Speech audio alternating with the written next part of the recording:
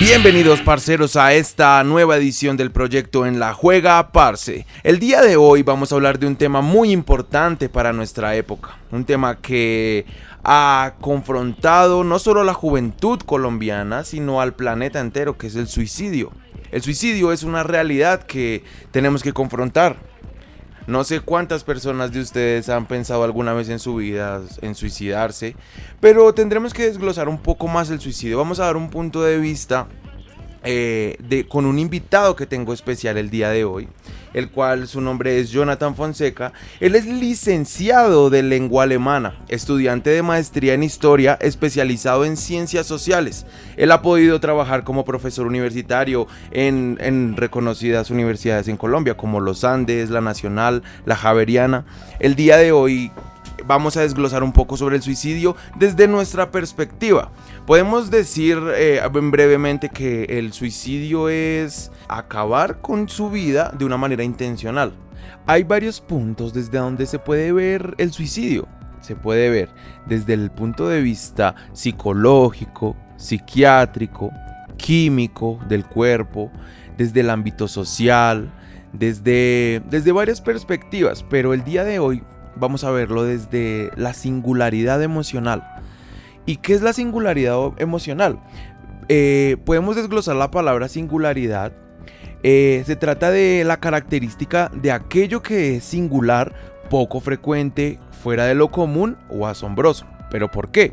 ¿Por qué la singularidad emocional? Porque algo que tiene el ser humano es que en una perspectiva personal lo veo como obras maestras. Somos tan diferentes, todos tenemos un tanque emocional que no es igual. Hay una singularidad en cada uno de nosotros, en el que, ahí sí como lo decía una frase que es famosa, que lo que hace crecer a una orquídea, a un cactus lo mataría. Lo que alimentaría a un ratón, mataría de hambre a un elefante. Somos tan distintos cada uno de nosotros. No todos comemos lo mismo, no todos pensamos igual, no todos vivimos, hacemos las mismas cosas, lo que abre este panorama a miles de millones de posibilidades del por qué una persona puede suicidarse. Entonces vamos a verlo desde una de estas singularidades emocionales, desde un punto de vista de una persona que tuvo que vivir 4 suicidios. Y esta persona es nuestro invitado el día de hoy. Bienvenido, Jonathan, ¿cómo estás? Muchas gracias, Miguel, por la invitación. Le agradezco que me haya invitado en la Juega Parce. Es un honor para mí. Estoy muy bien, gracias a Dios, y me siento anonado y halagado de estar acá con ustedes. Qué bueno, muchas gracias. Bueno, entonces cuéntanos, Jonathan, cuéntanos un poco de ti y de acerca de este tema tan importante que estamos hablando el día. Bueno, yo voy a decir primero que todo cómo soy yo como persona y después paso con mis estudios. Soy una persona que me gusta más que todo construir puentes y no muros. Me gusta mucho conocer a las personas, intentar escucharlas como son, tener un buen trato con las demás personas. Me da felicidad. Mis estudios, soy licenciado en lengua alemana, pero en realidad el título se llama Filología en alemán, que es el origen de la palabra, el amor a las palabras, y estudio la maestría en historia en la Universidad Nacional. Más que todo le he puesto un poquito de mi énfasis, que es más que todo la ciencia política y la economía, y un poquito sobre cómo funcionamos, que es el comportamiento humano, pero intentaré por lo menos explicarlo de una manera, como dice una persona que quiero bastante, se los voy a explicar con biberón. ¿Qué tuvo que pasar Jonathan para poder llegar en algún momento de su vida a pensar en siquiera en el suicidio? Bueno, eso tiene tres cuestiones. La primera se da más que todo por impotencia. El segundo es por falta de esperanza, y el tercero ya como dice el gran filósofo colombiano Hermes Pinzón Galarza: mija, vete, el diablo es puerco. Entonces al decir el diablo es puerco nos altera la realidad y nos crea un ilusionismo para decir no, ya todo está perdido. En la parte de impotencia, la primera vez que todos mis primeros intentos de suicidio fue en el comienzo de la adolescencia. Era como un paso entre niño y adolescente. Entonces en ese paso uno no tiene como el reconocimiento de los adultos no lo escuchan ni nada, y uno no tiene la fuerza de cambiar. Entonces uno se siente ya solo, acabado, como que no tiene una manera de solucionar. ¿cuál fue el primer intento que puedas recordar de acabar con tu vida? ¿Y por qué no se dio? Porque hoy estás vivo. Pues bueno, primero que todo puedo decir que mi Dios es lindo. El primer intento que yo tuve fue el 22 de octubre del año 2006 con 12 años. 12 años, eras un niño. Fue un momento donde tuve momentos muy pesados en mi vida. Mi familia tuvo una crisis económica muy dura. El apoyo que tuve, que era mi hermana, se casó y a pesar, aunque vivía más cerca, sentí que perdí ese apoyo. Claro.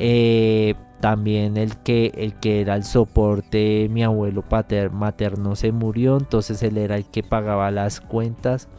Entonces realmente llegué a un punto donde ya el bullying y los problemas llegaron a un punto que ya colapsaron y me quise suicidar.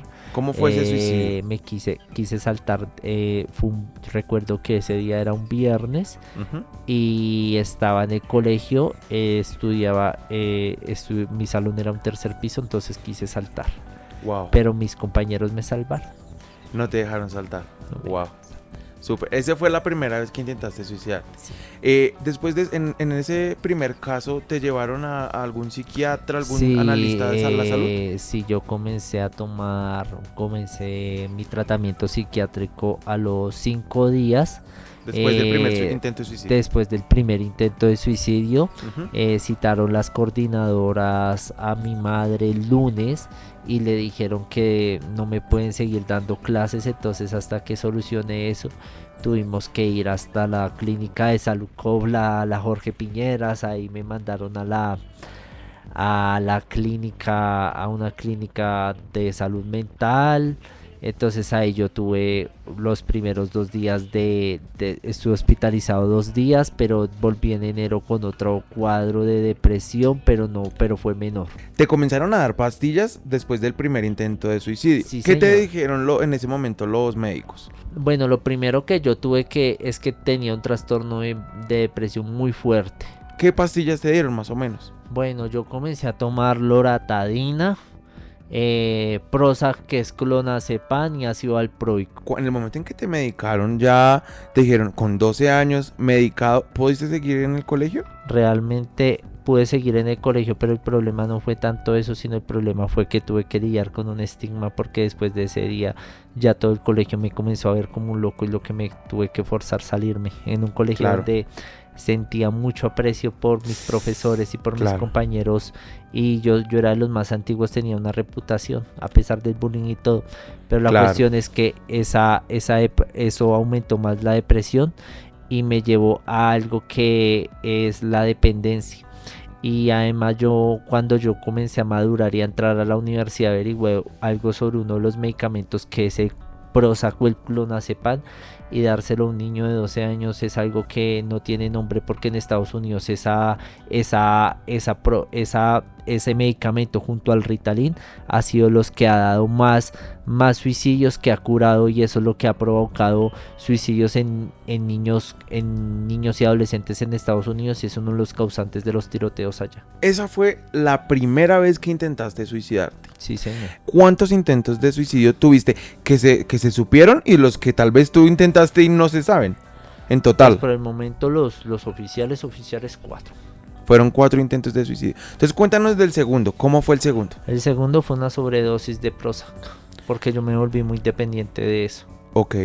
Entonces tomaste las pastillas y te las quisiste tomar todas para... Me tomé las 40 para sentir que me quería quitar esa enfermedad, y realmente no me hospitalizaron de pura suerte, pero sí me hicieron una desintoxicación. Después del segundo intento de suicidio, ¿te subieron el nivel de dopaje que tenías? Sí, pero ¿A qué nivel? Me comenzaron a dar 3, tenía que tomar 3 de ácido valproico, 2 de Prozac, cada 8 horas, y eso realmente era un dopaje muy fuerte. Pero mi mamá siempre fue muy inteligente, y gracias a Dios tengo una madre muy analítica. Qué bueno. Que realmente le agradezco. ¿Te suspendió? Todo esto. Mi mamá siempre me daba una en la mañana y una en la noche, y mi mamá sabía que si me daba todo eso no podía estudiar. Claro. Te saturaba. Sí, mi mamá. Súper. Y mi mamá sabía cómo manejar a los psiquiatras. Sí. Y mi mamá siempre sabía cómo llevarlos, entonces ellos siempre se comían el cuento que me da la pastilla. Todo completo. Uy, wow. Bueno, Cuéntanos del tercer El episodio. tercero fue más que todo intentar colgarme, eso fue en 2008.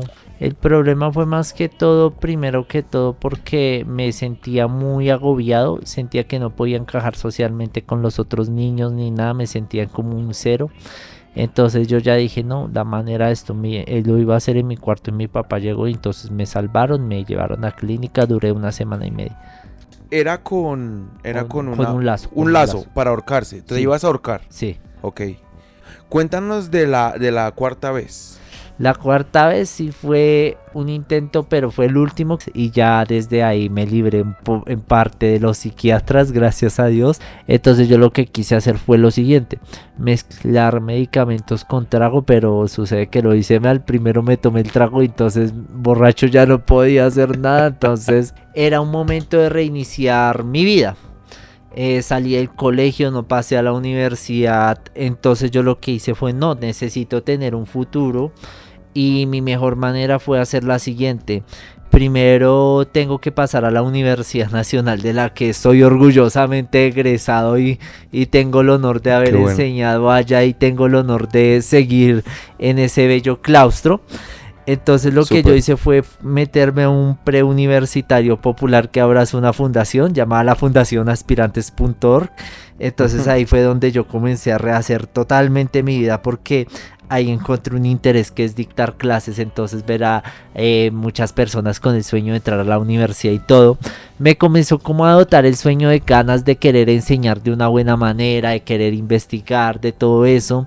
Entonces bueno, pasé a la carrera. Entonces lo primero que hice fue volver a dictar clases. Entonces primer punto eso, ese interés en volver a renacer, en volver a salir, en volver a conocer chicas con las que yo puedo estar, ser compatible y intentar poder tener alguna relación de compromiso, no las relaciones que bueno, que son pasajeras, efímeras, sino hacer el intento de llegar a un compromiso serio. O sea que entonces el primer paso que pudiste ver fue encontraste algo que te dio un rumbo.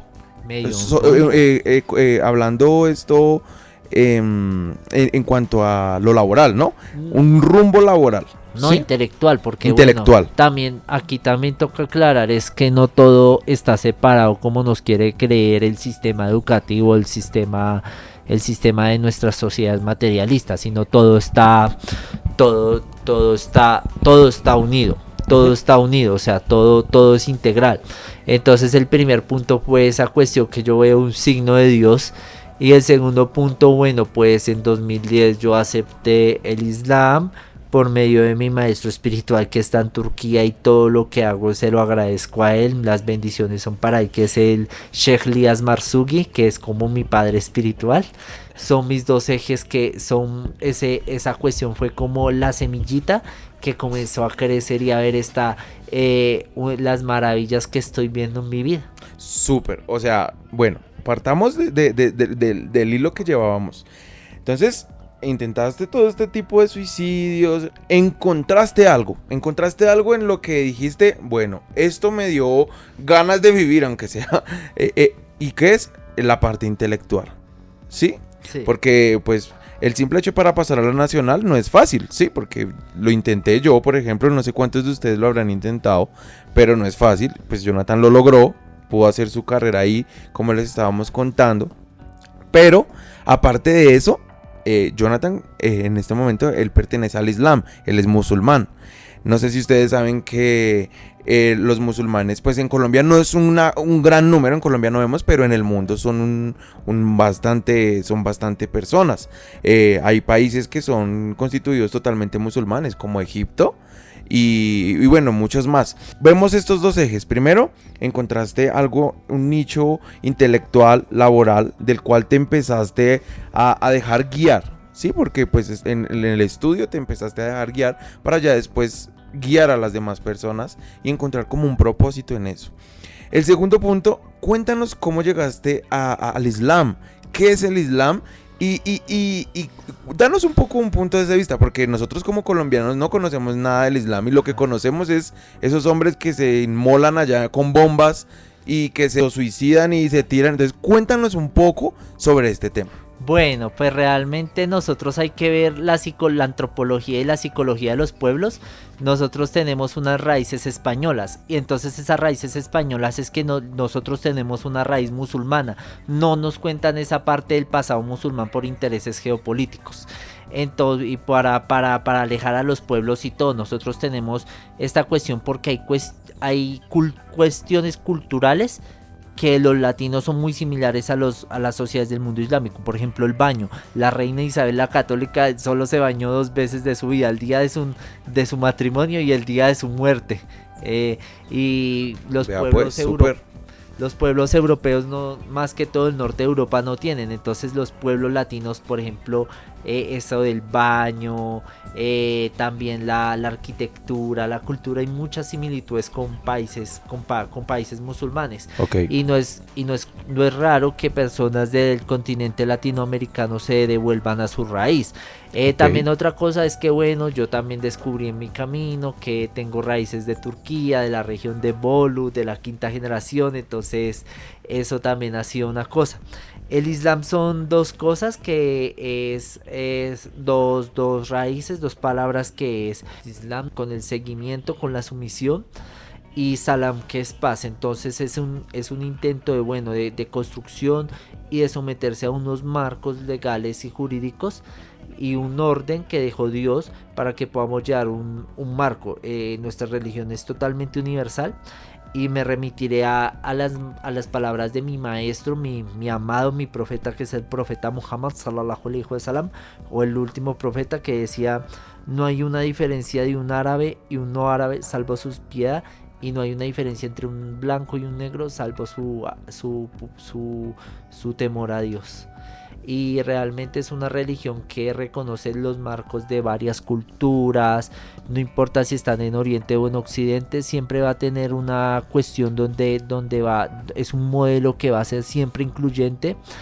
Nosotros no vemos así realmente, pues las lógicas coloniales de estas sociedades materialistas que nos mataron entraron tanto, pero pronto veremos un alivio para la humanidad, y espero que ustedes, queridos oyentes, estén disfrutando esta buena nueva junto a nosotros. Entonces, entraste al Islam. ¿Qué conociste en el Islam? Porque acá hay algo medular. Podemos ver que tu vida tuvo un cambio, porque conocíamos a un niño que tuvo 4 intentos de suicidio, pero de un momento a otro algo cambió. Como dice uno de nuestros maestros, el Maulana Rumi, que es uno de los poetas de Persia de Persia y de Turquía, nació en Afganistán, de la ciudad de Balgi, y está enterrado en Konya, en Turquía. Dice que Dios le habla de muchas maneras y hay muchos caminos para seguir a Dios.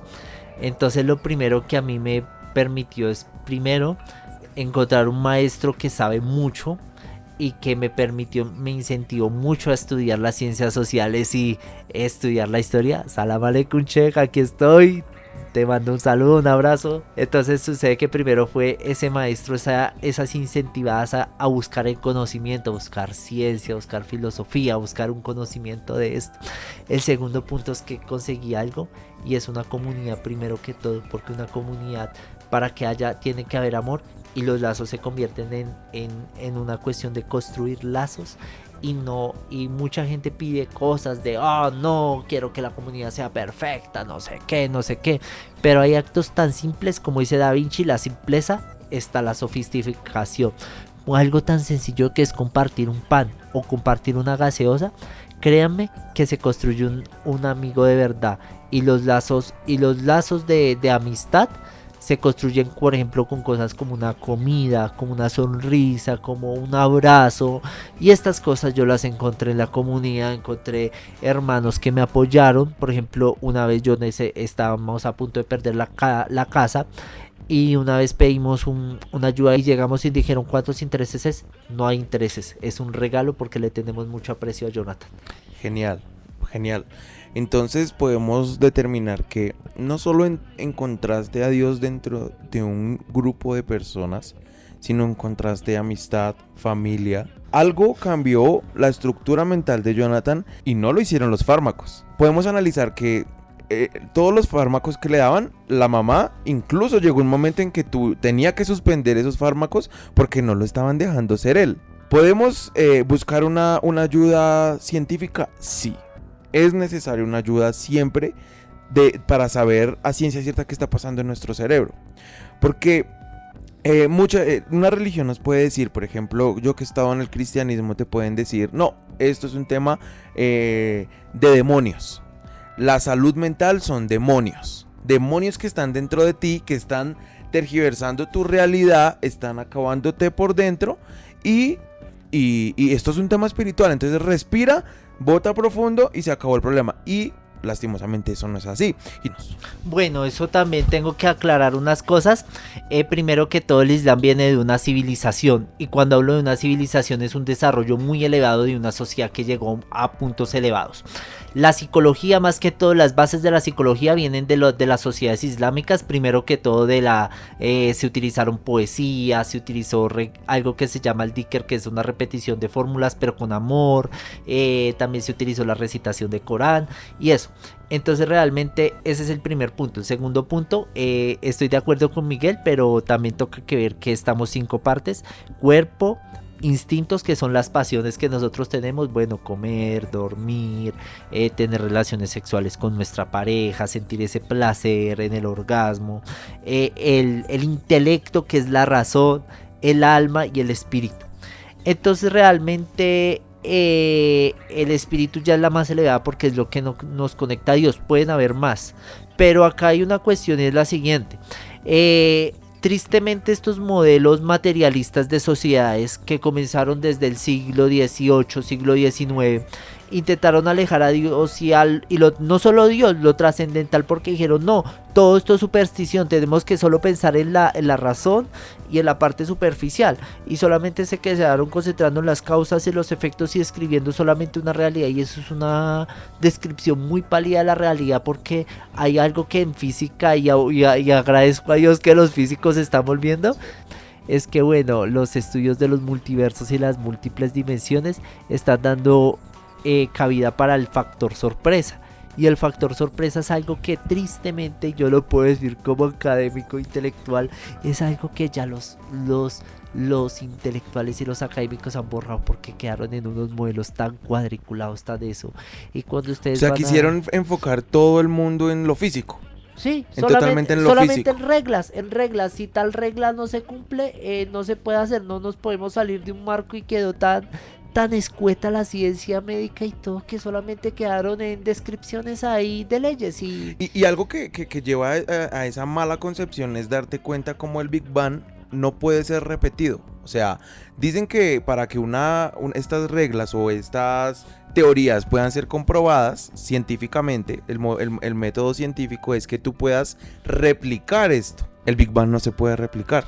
No. Y lo único que podemos es leer evidencia de lo que hubo o de lo que habrá. ¿Sí? Y hay aproximaciones. O sea, no se puede negar la teoría del Big Bang, porque hay aproximaciones que fue cierto.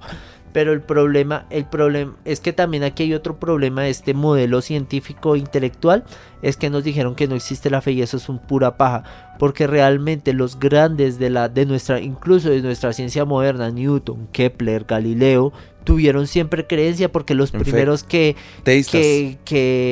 no, también hubo hasta católicos. Newton creyó en un Dios unitario, Descartes fue católico, pero la cuestión es la siguiente. Lo que me refiero es más que todo que tuvieron fe, y siempre tuvieron porque los primeros que leyeron muy fuerte y rechazaron las teorías de ellos fueron sus propios contemporáneos. Las leyes de Newton no se comenzaron a tener más que todo un consenso general 100 años después de la muerte de Newton. Y entonces realmente, bueno, para saltarme ya la parte de historia desde la parte islámica, yo lo que encontré también fue que, listo, yo iba donde el psiquiatra, pero me estaba dando cuenta, y era que muchas de esas pastillas, uno cuando va al psiquiatra le dicen una muletilla. Nuestra ciencia psiquiátrica, su enfermedad, señor, usted tiene tal trastorno, tal trastorno.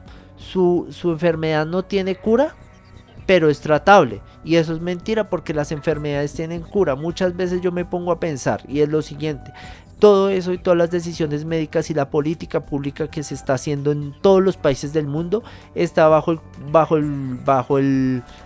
los intereses de farmacéuticas. Entonces, para mantener la industria farmacéutica venden pastillas, porque no podemos negar que Dios no inventó una enfermedad sin inventar la cura, y la cura la está, pero muchas veces no se puede decir por problemas de patentes, por problemas de monopolios, porque así como el cáncer, el SIDA, ya están las curas. Sí.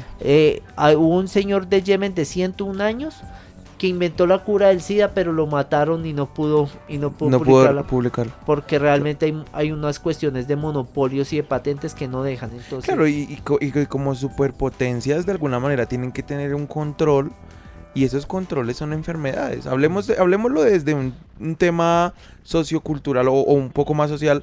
Yo como líder político no puedo, primero, mi punto no puede ser que el planeta se sobrepoble, ¿sí?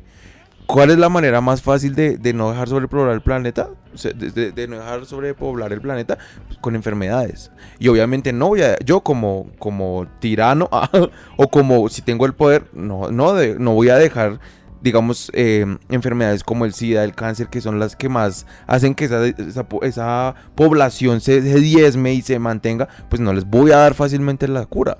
No, ni siquiera la voy a dar, con el fin de mantener un control sobre eso, ¿sí? O sea, es algo complejo, igual como lo que vemos ahorita en el COVID y todo este tema. En menos de un año sacaron ya una cura. Entonces llevan ¿cuántos años? 1000 años luchando contra el cáncer y no tenemos ni una cura.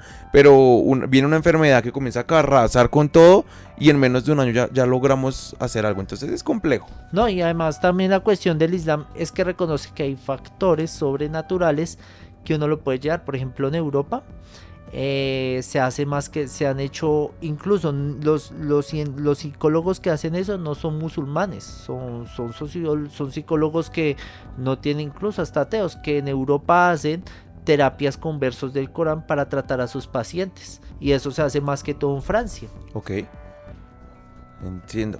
Entonces podemos decir que de alguna manera esta sociedad de hoy en día se ha enfocado totalmente en lo físico y dejaron al lado por ya cientos de años cosas importantes como el alma y el espíritu. Nos pueden llevar a no solo encontrar una de estas realidades que es el suicidio y controlarlas, sino no solo el suicidio, sino encontrar un propósito de la vida. Porque veo jóvenes, cuando salgo aquí a la calle, viejo, jóvenes metidos en las drogas, se acuestan con cualquier persona, no tienen sentido del por qué se están levantando y por qué están trabajando, porque todos, si tú vas a hablar, el 90% te van a decir, no, yo trabajo pues para vivir bien, para comprarme un carro, para comprarme una casa, para tener bien a mi esposa, y viven sin un sentido total de lo que es esta vida. Y esto es lo que lleva este sistema, el sistema sociocultural que tenemos en el mundo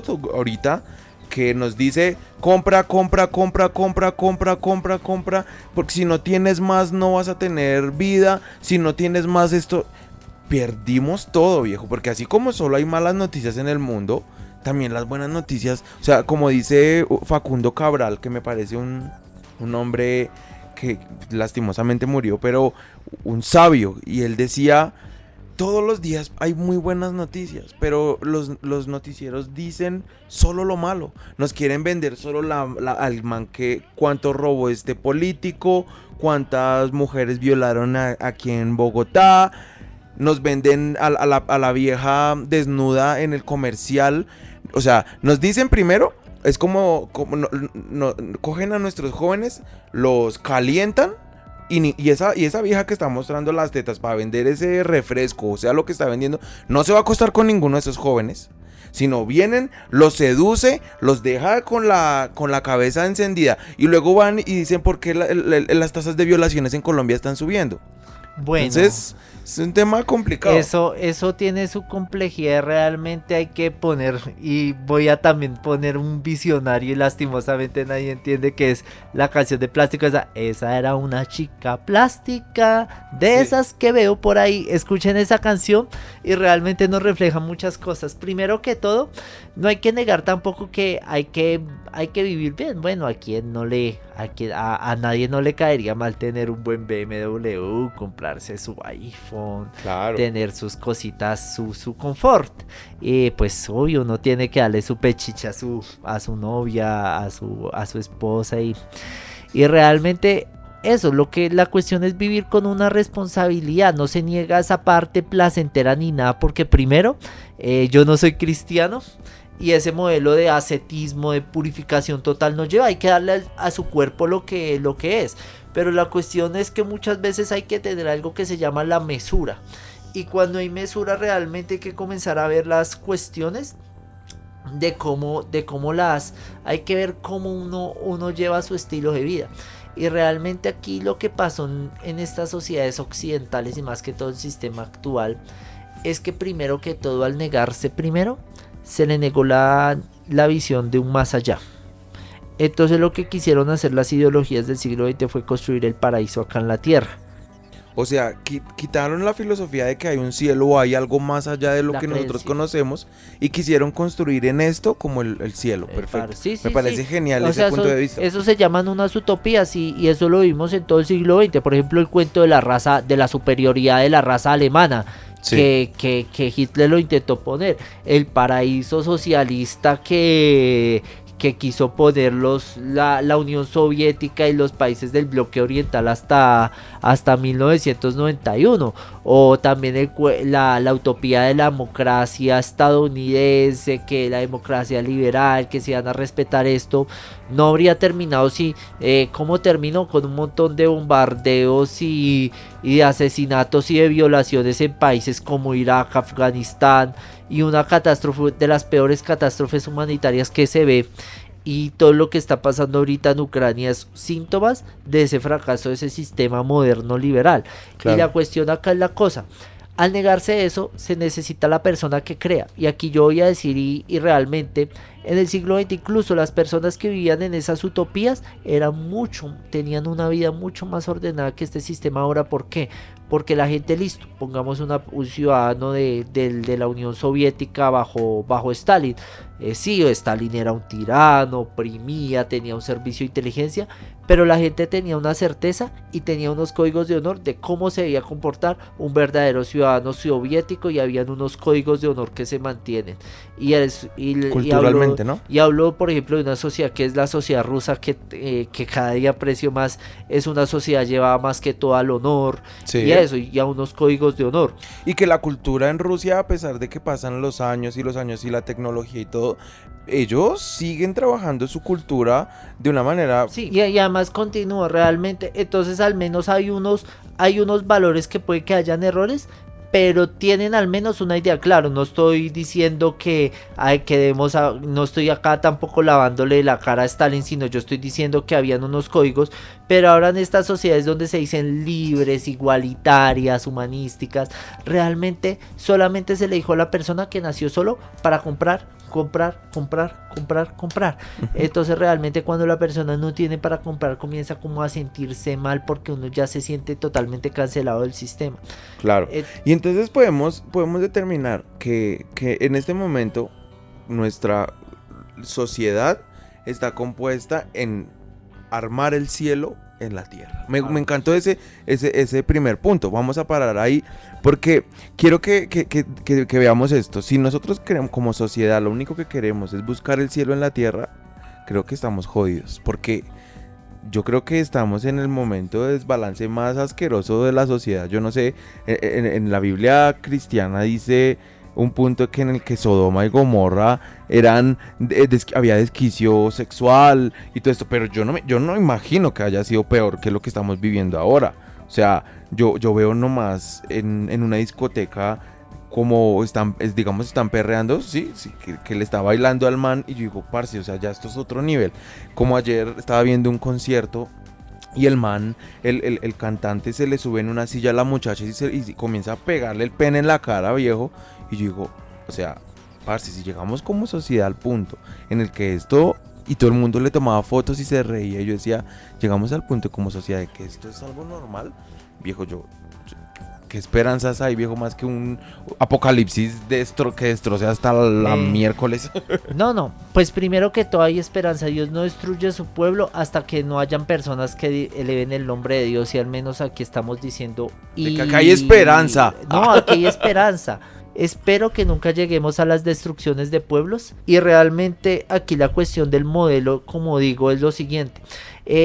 Al decir que no hay, que es comprar, se hizo más que todo que la gente viviera una vida totalmente desordenada, sin códigos de honor, sin códigos, sin compromisos ni nada. ¿Por qué? Porque eso necesitan comprar, porque necesita que el dinero fluya, o sea, que el sistema económico fluya. Y eso se mueva. Que el dinero, la plática se mueva. ¿Y esto cómo se ve en el suicidio? Primero que todo, para que el dinero se mueva, se necesita más que todo que haya un sistema opresor. Entonces vemos estos políticos déspotas, una administración déspota, unos líderes religiosos totalmente inconscientes, y lamento decirlo con todo el dolor del alma, incluso hay ministerios cristianos que yo respeto, como el evangelista Gary Lee, que es un pastor o es un evangelista de Estados Unidos, que dice: la iglesia cristiana está en su peor momento porque no guían a las ovejas, sino entretienen a las cabras. No, y llegó un punto en el que yo lo llamo la pirámide celestial. Llegó a un punto en que, viejo, o sea, si tú vas a una iglesia, necesitan tus votos, tu diezmo, y que los obedezcas absolutamente en todo y en silencio. Y perdóname, pero ese no es el Jesús. Bueno, yo soy cristiano, y ese no es el Jesús que se profesa. Ese no es el verdadero Jesús, porque Cristo dio la libertad a los cautivos, no los volvió esclavos de un hombre que quiere poder. Bueno, sí, o sea, realmente para ser libres tenemos que reconocer que somos siervos o esclavos del Creador. Pero realmente cuando estamos primero, Dios no necesita ni de Miguel ni de Jonathan, Él nos creó con amor.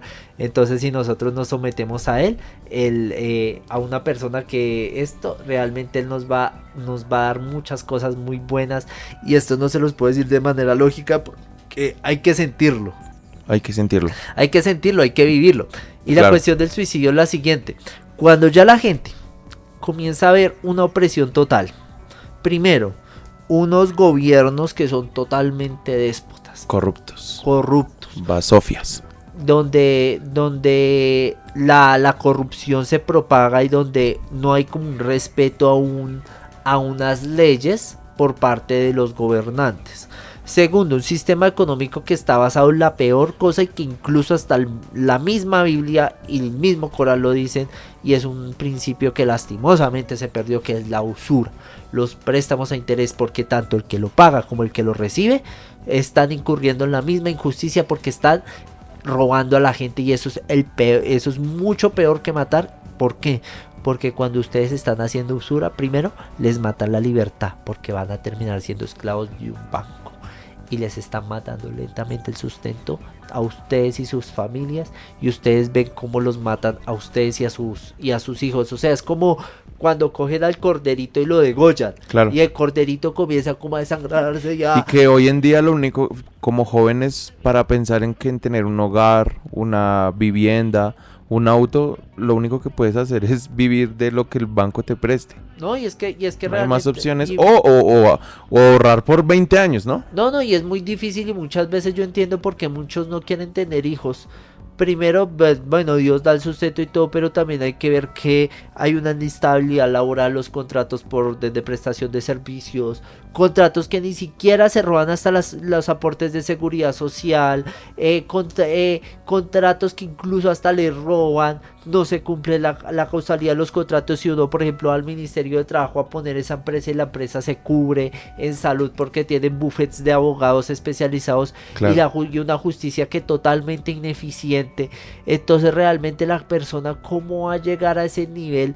Y eso yo lo aprendí cuando yo fui a Egipto, porque yo vi una sociedad totalmente en un estado de presión, donde realmente, porque ya llegaron a un nivel tal de opresión, que la gente no se quiere suicidar. Y eso es mucho peor, porque eso es la muerte en vida. Entonces, porque ya la vida de esas personas es tan mala, que se vuelve común. Donde se vuelve tan común la única manera ya no ven esperanza, entonces tienen que recurrirlo al hedonismo y a tomar trago en una quincena, porque es algo que, como se dice en sociología, la válvula de escape, porque no se quieren suicidar, no se pueden suicidar, entonces necesitan tomarse, estar ahí. Estar muertos en vida. O sea, y algo que podemos ver más o menos en este momento en Colombia no es tanto, es un poco más también hacia el trago, pero yo creo que lo puedo llevar un poco hacia la marihuana, porque a pesar de que la marihuana ya está legalizada en Colombia y en muchos países del mundo, ¿sí? La marihuana sí o sí te hace más refrescante la realidad. Bueno, eso nos toca ver, y hay un libro que yo les recomiendo de literatura que es bueno, y es El Mundo Feliz de Aldous Huxley. Y en El Mundo Feliz sucede que todos vivían en una utopía donde todos vivían por un placer y todo. Entonces todos ellos vivían felices por una droga llamada el soma. Y estas drogas, no solo la marihuana, sino la heroína, el LSD, todo, hasta incluso el cigarrillo y todo eso, viene más que todo del soma. O sea, el soma es de ese soma que hablaba Huxley, donde la gente está feliz y se acaba ese soma y la gente vuelve a entrar en un estado de depresión. De depresión y todo. Y son distopías que estamos viviendo, que Huxley escribió, son 1932, El Mundo Feliz, y esa distopía la vemos en 2022 a mayor manera. Bueno, se manifestó desde los años 70 con la manifestación de la cultura pop y todo, pero realmente también estas cuestiones del suicidio fue que ya la gente llegó a un punto donde ya no tiene ningún punto por vivir, porque ya llegó a un nivel tan de frenesí, tan de desorden, que no hay para dónde. Y entonces cuando intentan ver no pueden ver más allá, porque ya están tan cerrados, que no ven otro mundo más y pierden la esperanza. Wow. Entonces, aquí hablando catastróficamente, podemos ver el suicidio o el vivir muertos en vida. Esto es un tema delicado, es un tema fuerte. Pero entonces, quiero llegar a un punto. Hay esperanza. No. Y hay esperanza. Y puede usted, si usted ha tomado el tiempo de escuchar este podcast, que creo que es algo importante para la vida, quiero decirle que hay esperanza. ¿Cómo vive esa esperanza, Jonathan? La felicidad. Hay un sabio que se llama Muhammad al-Ghazali y dice: la felicidad es ahora. Disfruten momentos, por ejemplo, ir a un páramo, ir a una montaña, ir al río, disfrutar con sus padres, disfrutar con sus amigos, salir con la pareja, ir a cine y tener un momento de tranquilidad, de que uno está tan mal y uno siente un abrazo de la pareja. Lo primero que hay que reconocer es que nosotros, por más bonitos, por más inteligentes, por más saludables, no lo podemos lograr solos. Ese cuento de que nos logramos solo a pulso y que solo yo, mentira, nunca lo pudimos hacer, siempre fue Dios. Y como no podemos ver a Dios físicamente, Él manda signos, y hay que creer que muchos de esos signos vienen de un más allá. Por ejemplo, un día que ustedes están tristes y le dieron una sonrisa o un apoyo que nunca esperaron, siempre vendrá de la misericordia divina. Y bueno, muchos ateos y todo eso sacan: ay, no, es que le agradecen a Dios y no le agradecen a mí. No, uno tiene que comenzar con lo pequeño, que es agradecerle a la gente y estar siempre agradecido con la gente, y después agradecerle a Dios para llegar más amplio, comenzar desde lo más chiquito para llegar a lo más amplio. Jonathan, muchas gracias por tu punto de vista. ¿Te gustaría hacerles alguna invitación a las personas que quieran conocer el Islam, que vayan de pronto a tu iglesia? Cuéntales un poco pues sobre en esto. este momento estamos en Ramadán, son bienvenidos, estamos haciendo comidas hasta el día 30 de abril. Es en el Centro de Estudios Islámicos Al-Qurtubi. Pueden seguirnos por Facebook, Centro de Estudios Islámicos Al-Qurtubi. Realmente tenemos profesores muy preparados. Tenemos el reconocimiento de la institucionalidad del Estado colombiano. Ustedes siempre van a estar bienvenidos, no nos importa que sea quien sea. Lo importante es que vayan, nos conozcan y pasemos una tarde de alquimia donde todo se convierte en oro.